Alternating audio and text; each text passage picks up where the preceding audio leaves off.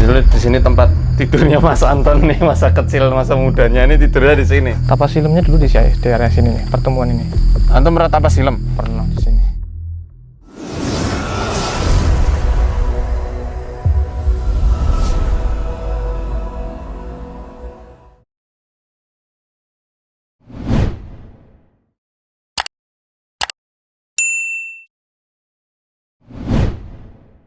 Assalamualaikum warahmatullahi wabarakatuh. Masih spesial Kota Gombong, tapi sekarang dari Tambak ya Mas, bukan di Gombong lagi. Perbatasan Kebumen Banyumas. Ini kita lagi mau napak tilas nih, tempat masa kecilnya Mas Anton. Nah, jadi yang para subscriber yang udah lama ngikuti video kita pasti tahu ya gimana kisahnya Mas Anton, sang indigo yang udah hijrah dan sekarang udah bagian dari tim saya. Ternyata ini masa kecilnya di tempat ini ya Mas ya? Ya. Rumah Mbah di mana Mas? Ya. Tunjukin Kebetulan Mas. rumah Mbah ada di sebelah sini. Dulu masa kecil saya dihabiskan di sini, masa-masa SD. Karena saya sejak kecil ditinggal orang tua merantau, jadi tinggal dengan Mbah, seringnya dengan Mbah. Terutama Mbak Putri, karena saya punya kedekatan lebih dengan Mbak Putri. Jadi kalau malam itu tidurnya bareng. Kota dulu kamarnya kan paling ujung. Di situ ya? Dekat dapur, perbatasan dapur, karena zaman dulu kan masih pakai anyaman bambu itu, tabak lah kalau bahasa orang sini. Tabak nih. Jadi kalau malam itu saya punya keinginan untuk bolongi di sela-sela anyaman itu, kan ada celahnya, dibolongi pakai pensil atau pakai bolpen. Saya lihat ke sini karena Kota Dulu di sini kan makam, langsung berbatasan dengan makam. Ini makam ini. Ini langsung berbatasan makam lah. Tiap malam luas. itu, tiap malam saya hobinya ke sini, lihat sambil nunggu apa ada penampakan lah, ada sinar, klebat, apa segala macam. Setelah itu baru tidur. Nah, itu ritual Tidurnya di makam Mas? Ya enggak lah. Ini pernah juga sih. Dulu pernah juga waktu mbak aku masih sugeng, karena pernah dipakai buat nyemur padi juga, karena dulu belum sepenuh ini. Saya tidurnya di Cunggup sana itu. Ya di sinilah. Mas Anton masih malu-malu. Mana Mas? Dulu tempat tidurnya Mas Anton. Kita pengen lihat nih. Assalamualaikum ya ahla diyar wal mu'minin wal mu'minat wal muslimin wal muslimat. Yaghfirullahu lana wa lakum. Kan bener. Aku sing kepatuk sih. Sini Tad. Maksudnya nih. Nah, dulu kan digelari tikar. Jadi dulu di sini tempat tidurnya Mas Anton nih, masa kecil, masa mudanya ini tidurnya di sini. Iya, karena Cuma ada keranda ya? ini ada keranda Mas ini. Di sini tempatnya memang. Saya di sini kadang dulu kan pernah beberapa kali buat apa? Nyemur padi sedikit di sana, terus iseng nemenin tidur di sini. Posisi tidurnya Mas Anton dulu di mana? Ya di sini lah, di sini. Sembarang. Peragain nggak enak sama Mbak lagi. Ini kuburannya sama Mas? Duh, saya nggak tahu. Ya jelas apa? Ya masih leluhur lah, saudara jauh dari sini. Ini kan masih rapat semua. Sensasinya apa dulu waktu tidur di sini? Susah dibayangkan. Buat orang umum, tapi kalau yang tanda kutip ya pasti macam-macam sensasinya. Apa diberi wangsit? Saya dulu soalnya nggak fokus ke situ, jadi nggak ada pikiran ke situ. Nah, ini kan luas sekali tuh. Ya ini luas banget ini kuburannya nih. Sampai sana. Ya, beginilah kan dulu. Kita jalan-jalan ke tempat sungai yang dulu ini apa? Sering orang keselong ya, Pi? Dulu ada yang keselong. Keselong itu istilahnya apa ya? Ya di bawah makhluk halus. Kena efek genjutsu ya, Mas? Iya. Efek ilusinya jin itu. Jadi muter-muter di pohon beringin ya, Mas? Nah, ini makam Bude, orang yang sangat berjasa karena yang ngopeni saya sejak ditinggal orang tua merantau. Masya Allah. Iya, Bude almarhum. Nah, ini Mbak Kakung, Mbak Abdul Kohar, Mbah yang sangat sayang dan sering memberi apa ya, wejangan hidup lah. Padahal saya waktu itu masih kecil lah, SMP itu. Tapi beliau sudah menanamkan bahwa namanya orang hidup tuh harus seperti ini dari Mbak Kakung. Nah, ini kesayangan Mbah Mbah Putri kesayangan. Koin mas. Dulu masa kecilan tuh berarti sama Mbah Iya. Putri ya. Iya, Dipanggilnya Biung. Biung surga ya Yung. Amin amin. Insyaallah anak-anaknya soleh doang. Saya punya kedekatan sangat dekat, melebihi sama orang tua sendiri sama Biung. Ya dari kecil ya. Iya, keluh kesah apapun pasti tak tumpahkan sama Biung. Mau sedih di sekolah, mau pusing segala macam, mau ribut sama teman, mau malas sekolah segala macam, Biungnya tempatku meluapkan semua perasaan itu. Makanya saya ada kedekatan sangat dekat dengan Biungnya. Ya ini keluarga, makamnya di sini semua. Keluarga besar, bisa dikatakan keluarga besar lah.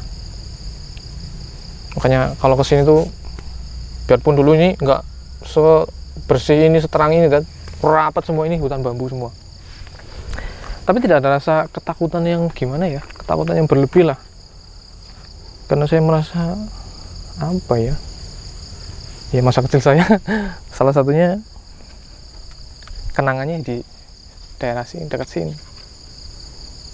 Kan dulu ada kodam yang fenomenal. Dulu katanya ada area bermainnya dia. Iya, Itu di mana mas? ini kita mau ke sana. Ngelintasi ini Iya, dekat ini. makam ini. Iya, jadi cuma beda sedikit kebun. Nanti kita masuk ke area sana.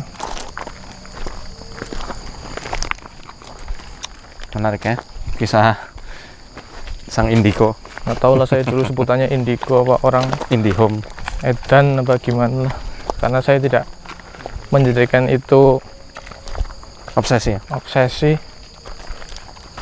Ya sebenarnya sih wujud dari apa namanya ya, kesepian, kesedihan batin yang saat itu anak masih kecil, masih sangat butuh perhatian dari kedua orang tua, kemudian dipaksa untuk hidup mandiri karena ditinggal merantau. Akhirnya kan mencari apa ya, bukan pelarian apa bahasanya ya, pelampiasan lah. Pelampiasan untuk mengungkapkan unek-unek rasa apa perasaan yang dialami hari-hari itu. Nah ini kita masuk ke sini. Oh nih tempatnya, lihat tempatnya masya Allah. Oh ini hutan bambunya dari dulu memang seperti ini, tapi dulu lebih lebat.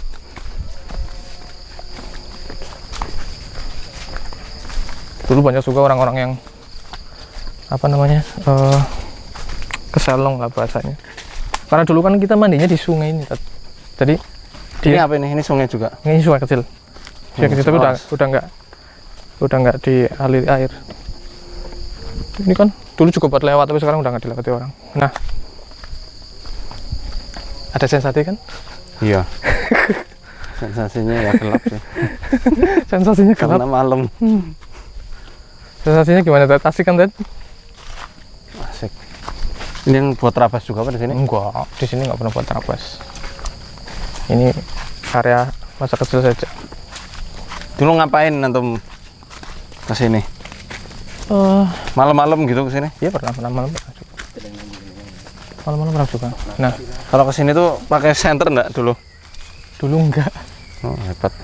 Dulu di sini nih ada pohon beringin sangat besar di sini nih.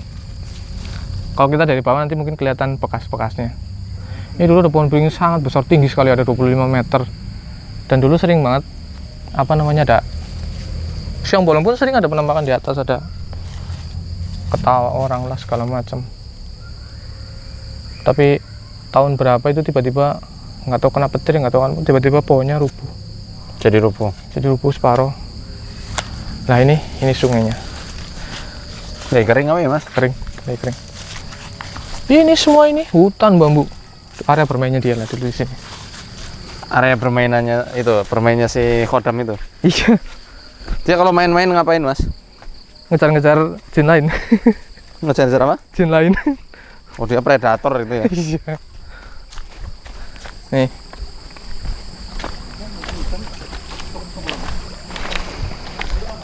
Oh sekarang pindah ke sini pohonnya tadi. Itu dipindah sengaja atau bagaimana? Enggak, dulu nggak ada. Apa Dulu saya nggak yang lama banget nggak kesini? Dulu ada mungkin, tapi nggak segede ini kan. Nah. Pertama kali ketemu si Brajanggolo itu. Pas kapan? Nama kodamnya Brajanggolo. Pas kapan itu mas? Saya lupa waktu tepatnya kapan. Tapi di sini ketemunya di area ini. Enggak, ketemunya nggak di sini. Jadi dia bermain di sini tuh, ini bukan tempat dia. Oh, bukan tempat dia. Bukan tempat dia. Tapi karena ya mungkin karena dulu saya sering tinggal di tempat mbah dekat sini, dia lebih nyaman mainnya di sini. Ini dulu nih, di sini tuh pohon sangat banyak. Ini ada cerukan. Nih, kita bisa lihat ke sini. Cerukan, ya, ada cerukan. Ini ada pertemuan di sini tadi. Ini dulu kan ada sungai satu lagi di sana ya, ada pertemuan. Di sana kan ada dari irigasi masuk ke sini. Nah, dulu kan ada pohonnya besar di sini nih. Di sini apa di sini saya lupa. Pokoknya di area inilah. Kalau tapas silumnya dulu di area sini nih, pertemuan ini. Antum pernah tapas silem? Pernah di sini. Di mana? Di sini. Yalah, Masya Allah. Subhanallah. Pernah di sini. Tapas silem tahu nggak teman-teman? Tapas silem itu bersemedi sambil menenggelamkan badan. Nah, itu tempat semedinya Mas Anton dulu di sini nih. Mana Mas? Di sini nih. Pertemuan ini. Berapa itu dalam nggak? Dulu dalam ini kan sudah. Lah ini dilihat aja nih batas apa antara daratan dengan airnya kan begini nih. Sebatas leher lah. Pokoknya cuma kelihatan kepalanya. Ini juga karena kan sudah kena apa namanya? Material-material sungainya ke bawah bertahun-tahun karena ini jadi nggak dalam. Dulu ini kayak kedung loh, jadi modelnya kayak serukan dalam. Nggak serata ini kan rata banget. Itulah makanya pengalamannya Mas Anton ya lumayan banyak, dari mulai semedi masuk gitu ke pertemuan sungai di situ, tidur malam-malam, mungkin hampir tiap malam ya Mas? Enggak lah, nggak tiap malam sih. Iya. Tapi ya beberapa kali lah. Di situ yang di lainnya sih. Sering ya? Di tempat lainnya ada. Itu cuma satu area itu dulu tempat nginepnya Mas, hotelnya Mas Anton dulu di situ, di Cungkup itu. Yang lain-lainnya juga ada ya Mas? Ada. Tapi nggak di sini, areanya di sini. Jadi di kuburan itu yang Mas Anton sering lihat cahaya-cahaya dari rumah Iya. Mbah, dari balik dinding ya Mas? Iya, pokoknya Di kalau kamar. satu malam itu saya ndak nemuin fenomena, entah itu suara yang nggak biasa, entah itu kelebatan apa, entah itu sinar yang tiba-tiba keluar. Saya tidurnya kayak nggak nyenyak. Luar biasa. Jadi kayak Hiburannya hantu ya kayak Mas? ketagihan itu. Jadi kayak ketagihan. Pokoknya tiap malam itu saya harus nanti kalau udah ada kelebatan, misal ada fenomena apa gitu, saya baru kan ya masih kecil kan masih ada rasa takut gitu, langsung selimutan ngusal sama biungnya baru tidur. Senengnya itu dulu. Ya seperti ini Dulu jam berapa antum kalau semedi di situ, tapa silem itu? ya setelah tengah malam. Setelah tengah malam sampai jam berapa jam biasanya? Enggak mesti setengah jam, 1 jam, tergantung kuat enggaknya. Terlalu deg-degan apa enggak itu? Iya loh. Ya usah bisa Sensasinya apa sih? Iya jelas lah, kita bayangin aja ya. Coba nih, misal teman-teman seorang diri aja, silem di situ di atas jam 12 malam di suasana rimbunan hutan bambu kayak begini. Ini kita senterin, coba kalau nggak disenterin ya gelap sekali. Itu sensasinya apa Mas biasanya Mas? Wah, luar biasa. Yang paling ngeri selama ini ya, yang dulu pernah antum rasakan apa waktu lagi tapas silem? Ya kayak padahal waktu itu kan nggak pernah ngebayangin kayak ada sesuatu gitu ya, positive thinking lah. Padahal sebenarnya sih saya nggak positif, mainan kayak gitu udah nggak positif. Belum sampai sini pun biasanya sudah banyak yang menggoda lah kasarnya. Yang katanya kayak gorila di mana? Brrrr gitu ya. Ada di sini juga. Di sini. Di sini ada. Ini kita lagi diawasi gitu ya. Iya, ini lagi saya halo. Waalaikumsalam warahmatullahi wabarakatuh. Ini biasa ada yang lempar-lempar. Ada yang lempar-lempar ya. Biar. Jangan ditiru ya teman-teman. Jangan ditiru ya. Ini Ini kita lagi nampak tilas saja supaya teman-teman tahu gimana sih sebenarnya ritual-ritual. Sebenarnya nggak semua orang indigo kayak gitu juga ya. Enggak. Nggak semua orang indigo pakai ritual kayak Mas Anton. Enggak. Tapi supaya teman-teman tahu, orang-orang yang mempelajari ilmu-ilmu supranatural ya, ya diantaranya seperti yang dilakukan Mas Anton dulu. Luar biasa pengorbanannya ya Mas ya. Ya. Jadi kadang apa namanya nggak sebanding dengan apa perbuatan syirik kita itu nggak sebanding dengan apa namanya kesungguhan. kesungguhan kita untuk mendekatkan diri sama Allah. Ini poin pentingnya nih teman-teman ya, Masya Allah ya Mas.